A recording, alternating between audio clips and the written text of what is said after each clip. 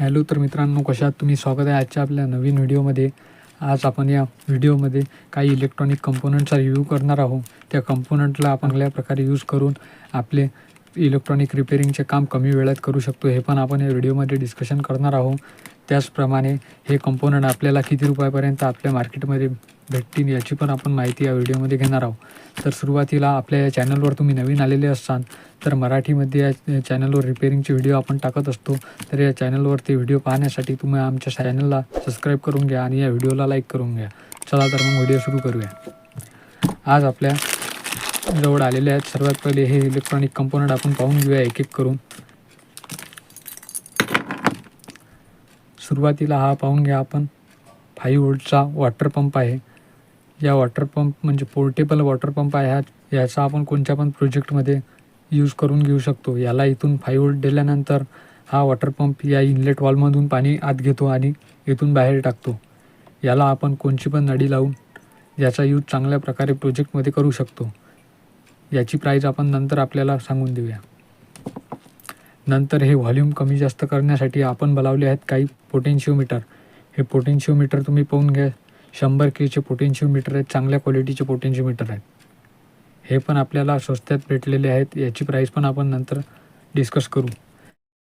आणि नंतर हे आपण बनवलेली आहे सोल्डरिंग आयरनची बीट. सोल्डरिंग आयरनची बीट काही दिवसानंतर खूप खराब होऊन जाते.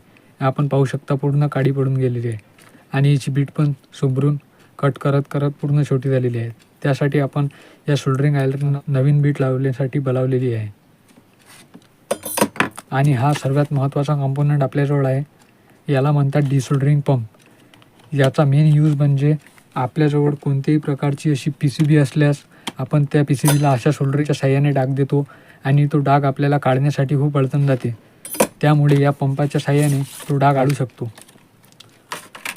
लवकरात लवकर तो डाग त्या PCBवरून आपण काढून तिथे पुन्हा नवीन डाग मारू शकतो. याचा यूज करण्यासाठी आपल्याला सुरुवातीला वरचा जो लिव्हर आहे तो असा पुश करावा लागतो आणि हा इथे लॉक होऊन जातो. लॉक होऊन झाल्यानंतर जसे आपण बटन हे प्रेस केले तसंच हा लिव्हर मागं वळतो आणि इथून हवा हा आत घेतो. म्हणजे कंप्रेसरने खूप स्पीडने हवा आत घेतल्याच्याने हा मेल्ट झालेला डाग आहे तो अंदर घेऊन घेतो. याचा व्हिडिओ पूर्ण आपल्या चॅनलवर येऊन जाईल, नंतर तुम्ही बघजा. अशा प्रकारे या पंपचा यूज होतो. याच्या आपण प्राईसचे डिस्कशन करून घेऊया. तर सर्वात पहिले या डिसोल्डरिंग पंपची आपण प्राईस माहीत करू. हा पंप मिळालेला आहे आपल्याला 80 रुपयाला एक. हे सर्व कंपोनंट आपण ऑफलाईन मार्केटमधून घेतलेले आहेत.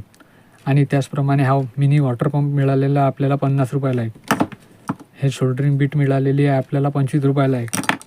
हे दोन्ही पोटेन्शिओमीटरमध्ये थोडासा फरक असला तरी पण हे आपल्याला सारख्याच किमतीचे मिळालेले आहेत. हे 15 रुपयाला एक पोटेन्शिओमीटर आपल्याला मिळालेलं आहे. अशा प्रकारे हे पूर्ण कंपोनंटचा यूज आपल्या इलेक्ट्रॉनिक रिपेअरिंगसाठी आपण करून घेऊ शकतो.